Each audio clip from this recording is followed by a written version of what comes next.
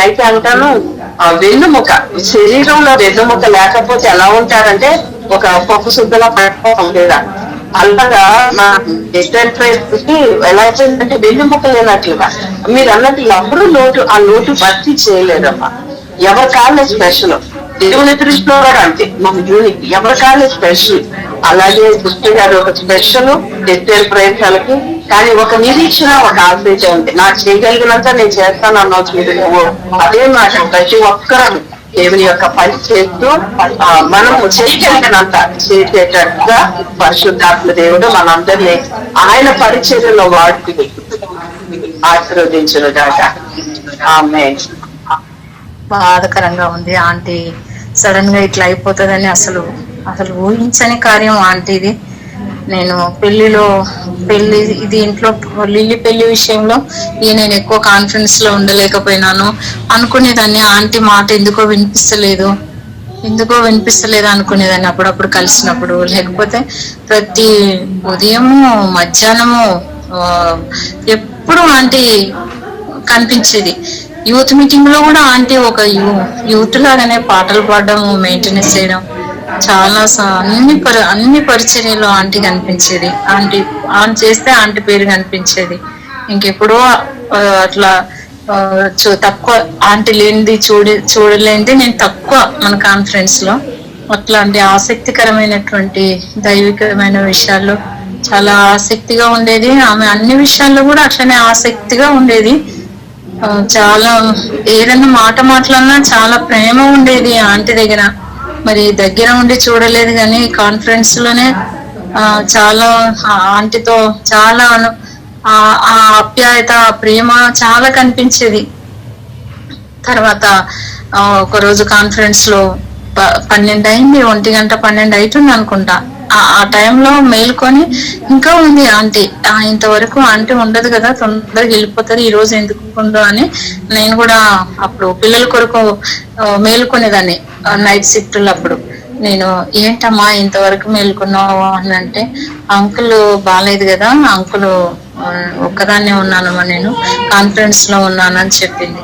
అన్నాక మరి ఎట్లమ్మా ఒక్కదానో ఉన్నావు కదా, పాపల దగ్గరికి అన్నీ వెళ్ళకూడదు అంటే, లేదు ఈ రోజు వస్తున్నారు, తీసుకొని వస్తున్నారు ఇంటికి అంకుల్ని, ఎప్పుడు వస్తారో కనిపెట్టుకొని ఉన్నాను అని చెప్పేది. అంకుల్ విషయంలో కూడా అంత బాధ్యతగా ఉండేది ఆంటీ. పిల్లల విషయంలో ప్రార్థన, మన ఫ్యామిలీలో మనం ఎస్తేర్ ప్రార్థన సహవాసంలో ఎన్ని కుటుంబాలు ఉన్నాయో, అన్ని కుటుంబాల్లో ప్రతి ఒక్క పేరు ఆంటీ పిల్లల పేర్లతో సహా అంత చక్కగా గుర్తు పెట్టుకొని అంత ప్రేమగా ప్రార్థన చేసేది ఆంటీ.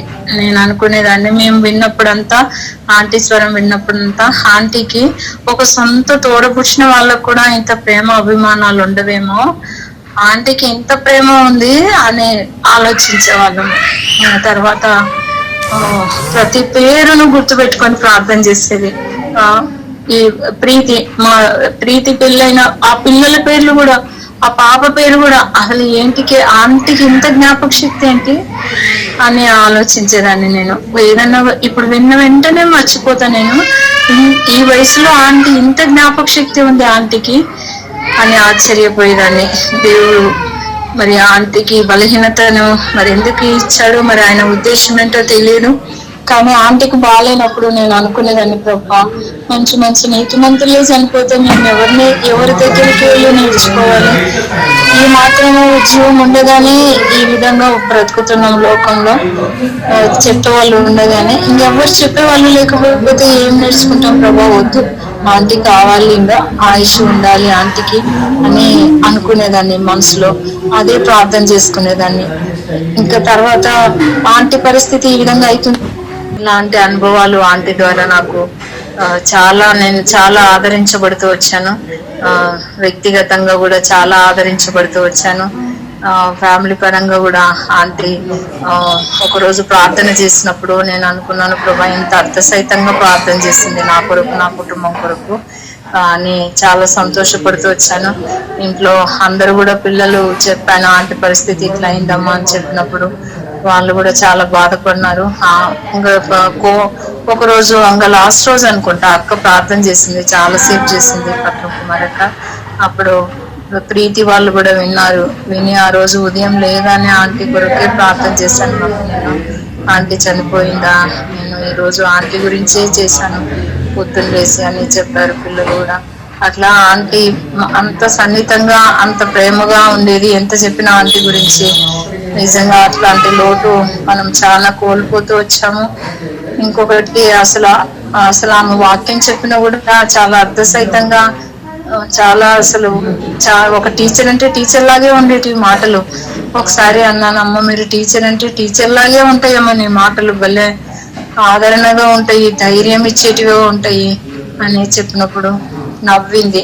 అట్లా అసలు ఈ పరిస్థితిలో ఈ వయసులో ఆంటీకి ఆ వ్యాధి కలగడము అసలు మరి చాలా దుఃఖకరమైనవి, చెప్పలేనివి. అసలు మనం ఎంతో బాధపడుతున్నాము అందరము. కానీ దేవుడే ఆ కుటుంబాన్ని ఆదరించాలి. మనమే ఇంత ఉంటే మరి ఆ తల్లి పెంచిన పెంపకము, మరి అంకుల్ విషయంలో వాళ్ళు ఎంత బాధపడుతుంటారో అనుకుంటున్నాను నేను. ఆ కుటుంబానికి ఆదరణ కావాలి. మనం అందరం ప్రార్థన చేస్తున్నాము. దేవుడు మరి మనకు ఒక లోటు, మరి ఆ లోటును దేవుడు ఎలా పూరిస్తాడో తెలియదు. ప్రతి ఒక్కరి గురించి ఆమె ప్రేమగా మాట్లాడేది, ప్రేమగా ఆ మాట కూడా ఒకరోజు వాక్యం చెప్పలేనమ్మా నేను, నాకు ఎందుకమ్మా ఎందుకో నాకు ఇది రాదులేమో, ఇంత సడన్ గా నేను ఏం వాక్యం చెప్తామా, అంతంత మాత్రమే, మీరు పెద్దోళ్ళు ఎదిగిన వాళ్ళు అని అంటే, నేను ఒక మాట చెప్తాను చూడరా. కమలక్క చనిపోయిన ఆ రోజు అందరు వెళ్ళిపోయినారు, నేను ఆంటీ ఉన్నాము, ఇంకో కొంతమంది ఉన్నారు సిస్టర్స్. అప్పుడు వాక్యం చెప్పాలని సువర్ణ పెట్టిందమ్మా, నాకు నా చేతనైతే లేదు, మీరు చెప్పండి అంటే నేను ఒక మాట చెప్తాను. కీర్తనల గ్రంథంది ఈ రోజు ఏం వారము, ఏ రోజు ఈ రోజు ఆ రోజు అధ్యాయంది, ఇంకా చదువు దాన్ని వివరించు అని చెప్పి ఎంత ఈజీగా, అసలు మైండ్ చాలా షార్ప్ ఆంటీది. అప్పుడు అనుకున్నాను, ప్రభా ఇలాంటి వాళ్ళు ఇంకా ఉంటే నా దగ్గర ఉంటే నేను ఇంకా ఎదిగేదాన్నేమో కదా అనుకునేదాన్ని.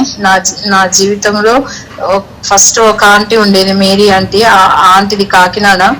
ఆంటీ చనిపోయినప్పుడు కూడా ఇట్లే బాధపడినాను. ఆమె చనిపోయేటప్పుడు ఒకసారి నన్ను ఆశీర్వాదమ్మ దగ్గరికి తీసుకెళ్లరా, ఆమె ఉప్పల్లో ఉందంట అని అడిగింది. అడిగిన 2 రోజులకి ఆమె చనిపోయింది. ఆ ఆంటీకి నాకు అంత ప్రేమగా ఉండేవాళ్ళము. మళ్ళీ ఇప్పుడు ఆంటీ మన రోజునమ్మ, ఇప్పుడు అనుకున్నాను వెంటనే మేరీ ఆంటీ గుర్తొచ్చింది, నాకు రోజునమ్మ గుర్తొచ్చింది. ప్రభా నాకు మంచిగా ఉన్న వాళ్ళు ఇట్లా వెళ్ళిపోతున్నారు ఏంటి ప్రభా, మరి అని బాధ అనిపించింది. అని నిజంగా దేవుడు మరి ఆయన ఉద్దేశం ఏంటో తెలియదు. మనకందరికి ఇంకా 2 రోజులు ఉండింటే బాగుంటుండే, ఆంటీ ఇంకా కొంతకాలం ఉంటే బాగుంటుండే అని అందరం అదే బాధపడుతున్నాం. ఆ లోటు దేవుడే తీర్చాలి.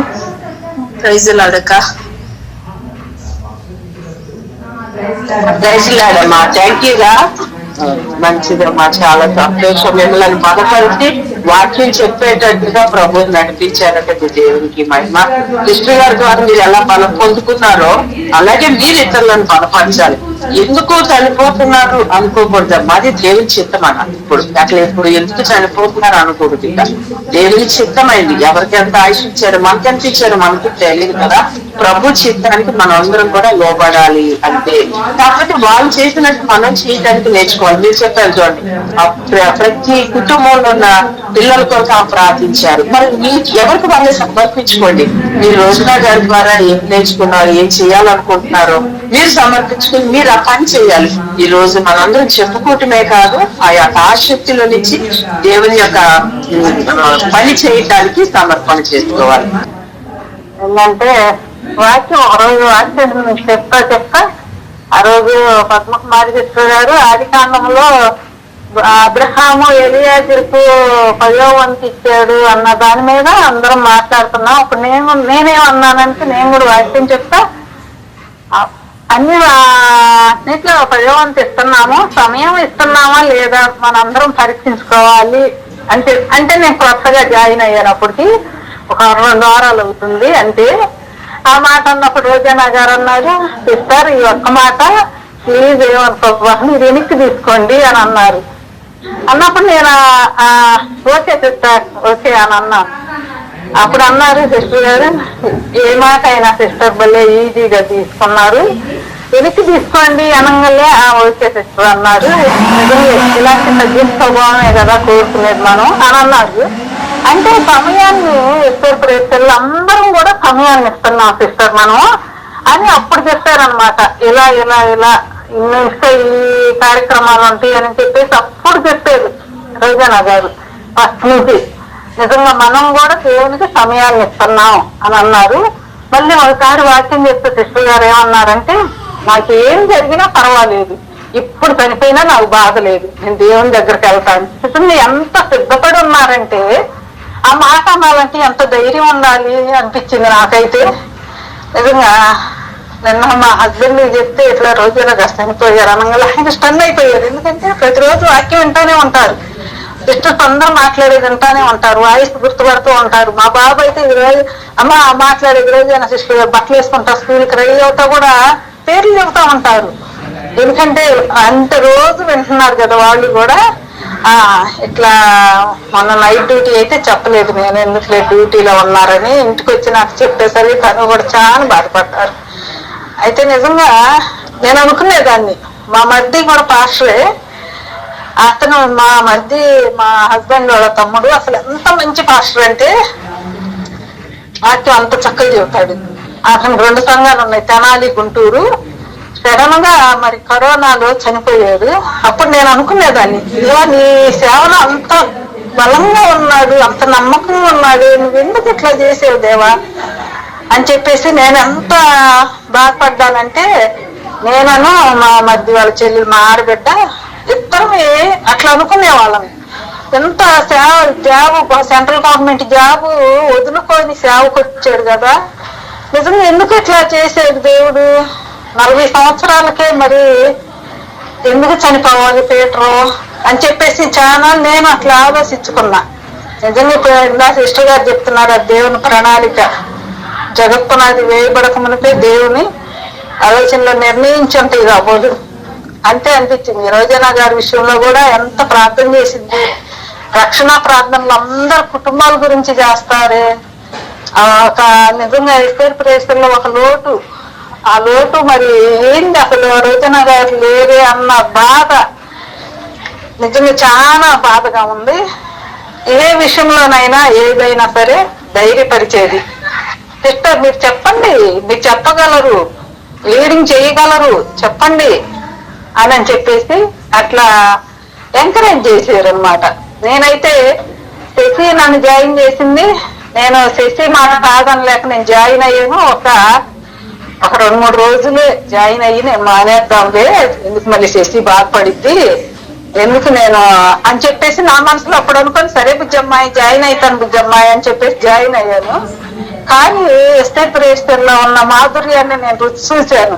నిజంగా యెహోవా ఉత్తముడని రుచి చూసి తెలుసుకోనడి అన్నట్లు నేను నిజంగా సిస్టర్స్ కానీ పరమకుమార్ సిస్టర్ గారు కానీ అందరూ చెప్పే వాక్యాలను బట్టి నేను బలపరచబడ్డాను. నిజంగా నేను అప్పటి నుంచి ఇప్పటి వరకు కూడా ఎప్పుడు కాన్ఫరెన్స్ లో కలవకుండా లేను. ఎందుకంటే నాకు ఆ వాక్యంలో ఉన్న రుచి నేను ఎరిగాను. అంటే సిస్టర్స్ అందరూ సాక్ష్యాలు కానీ, సిస్టర్స్ మాట్లాడే విధానం కానీ, ప్రేమ కానీ నేను పొందుకున్నా. నిజంగా ఎంత బలమైన సాక్షి సమూహమో మంది అనిపించింది. నిజంగా రోజానా గారు ఇట్లా అయినందుకు నాకు చాలా చాలా బాధపడ్డాం మేము. ఇది పద్మకుమారి సిస్టర్ గారు ఇందాక అంటున్నారు, దేవుని ప్రణాళిక అమ్మా, మనం ప్రతి ఎందుకు జరగాలి అని మనం అనుకోకూడదు అని చెప్పేసి అన్నప్పుడు నిజమే దేవుని చిత్తము అని చెప్పేసి నేను కూడా అదే అనుకున్నాను. ప్రైజ్లా సిస్టర్, నేను రాత్రి చెప్పాను, మళ్ళీ ఇప్పుడు అవకాశం ఇచ్చినందుకు thank you sister. Thank you sister. మనం చెప్పుకోవటం మంచిది, దేవుని మనసు ఫస్ట్ ఆ దుఃఖం మనకు పోతుంది, దేవుని ప్రణాళికను అంగీకరించే వారంగా ఉంటాము. మీరందరూ కొత్త వాళ్ళుగా రాగానే ఆమె ఏం చేసేవాళ్ళంటే పలకరించమని రోజునా గారు, నేను పలకరించండి, నాకు గారు ముందు చెప్పినట్లుగా నాకన్నా పెద్దవాడుగా నాకు ఆ పని చెప్పడం తప్పు కదా, అయినా సరే ఆవిడ అలా తీసుకునే వాళ్ళు కాదు. వెంటనే మీట్ ఆన్ చేసి అమ్మాయి ఇట్లా జరుగుద్ది అని మొత్తం వారం నుంచి వారమంతా జరిగే కార్యక్రమాలన్నీ అందరికీ చెప్పి వాళ్ళని ఆహ్వానించి అప్పుడు గొక్క తీసుకునేవాళ్ళు. అప్పుడు వరకు ఉప్పుడు తీసుకోకుండా గొక్క తిప్పుకోకుండా చెప్పేవాళ్ళు. అసలు ఎంత కమిట్మెంట్ అమ్మా అదంతా మనం నేర్చుకోవాలి. మీరు అన్నారు 2 రోజుల్లో వచ్చి వెళ్ళిపోదామని, కానీ 2 రోజులు నేను ఉన్నానని. ఇప్పుడు మీ ద్వారా అనేక మంది ఆశీర్వదించబడాలనే రోజున గారు మీరు నేర్పించారని దయచేసి ఒక స్ఫూర్తిగా తీసుకోండి. మీ వంతు మీ పరిచర్య ఇక్కడే కాదు, ఎస్తేరు ప్రదేశాల్లోనే కాదు మనం చేసేది. ప్రభు అన్నారు, ఆయన నీతిని ఆయన రాజ్యాన్ని మొదట వెతకండి అన్నారు. మనం ఆయన నీతిని రాజ్యాన్ని వెతుకుతూ అందరికీ పరిచర్య చేసేవారుగా, బంధువుల్లో, స్నేహితుల్లో, సంఘంలో ఎక్కడికి వెళ్ళినా మనం ఎక్కడ ఏ రోజు ఎక్కడ ఉంటామో అక్కడ పరిచర్య చేసేవారంగా ఉండాలి అండి. అది దేవుడు మనకి ఇచ్చిన అనుభవం. అలాగే రోజునా గారు కూడా అలాగే చేశారు. Thank you sister, God bless you అండి. విజయక తీసుకోక విజయక మాట్లాడండి. సరే, అందరికీ ప్రేజలాడమ్మా. మరి నిన్నటి నుంచి చాలా విషయాలు రోజైనా సిస్టర్ గారి గురించి మీరు అందరూ చెప్తున్నారు. ఎవరికి వాళ్ళకే ప్రత్యేకమైన మరి అనుభవాలు ఉన్నాయి. అయితే నేను ఒక చిన్న అనుభవం చెప్పి మిమ్మల్ని ఒక ప్రేయర్ రిక్వెస్ట్ అడగటానికి నేను చేశాను. ఎక్కువ సమయం అయితే తీసుకోను. రజని ప్రెగ్నెంట్ గా ఉన్నప్పుడమ్మా 5th month చెకప్కి వెళ్ళాం.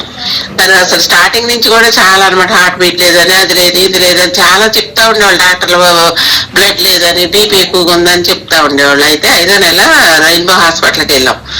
వెళ్ళి అక్కడ టెస్ట్లు చేయించుకుంటే, అమ్మ ఇప్పుడు ఏ కాలో చేయకుంటే కొనేప్పుడైతే మీరు జీవితాంతం బాధపడాలి, అబార్షన్ చేయించేసుకోండి అని చెప్పింది ఆవిడ టెస్ట్ చేసి.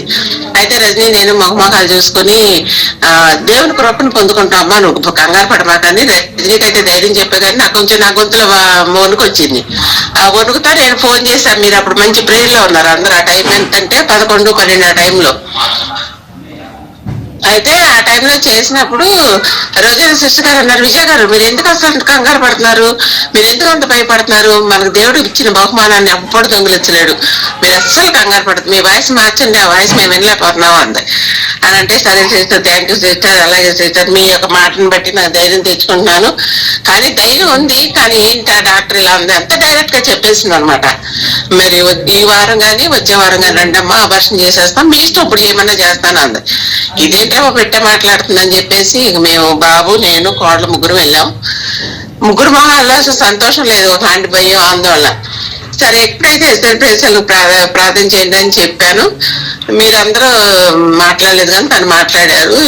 ఈ మాట చెప్పారు అనమాట, దేవుని కృపను బట్టి గ్లోరీ గురించి మీకు తెలుసు.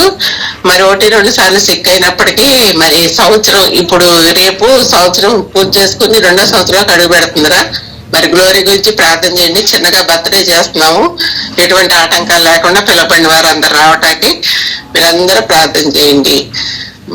ఎటు మరి వాతావరణం అంతా కూడా మరి దేవుని కృపలో చక్కగా ఉండాలి. ఎందుకంటే విపరీతమైన చలి ఉంది మరి హైదరాబాద్ లో. అందరూ ప్రార్థన చేయండి, మంచిగా జరగాలని. దేవునికి మహిమ. మీ అందరూ ప్రార్థన నాకు కావాలి. ఈ చిన్న సాక్ష్యం దేవుడు దీవించి ఆశీర్వదించిన గాక. ఆమె. ఓకే అక్క, మరి ఎటువంటి మాట, నిజంగా జీవం కలిగిన మాట కదా. అన్నారు డాక్టర్స్ మీకు వస్తువు తీసేసుకోవాలని, కానీ దేవుడు ఒక మంచి బంగారం లాంటి బిడ్డలు చేతికిచ్చారే. మరి మనుషుల మాటకి దేవుని మాటకి ఎంత తేడా ఉంటుందో. మరి అక్కడ పరిస్థితులు బాగాలేదన్నప్పుడు అనుకూలం వచ్చిన పలకటం, రోజున గారి పలకటంలో ఉన్న అద్భుతమైన ఆశీర్వాదం ఇప్పుడు బిడ్డ మనకు కనపడుతున్నారు. ఇదంతా దేవునికి మహిమ.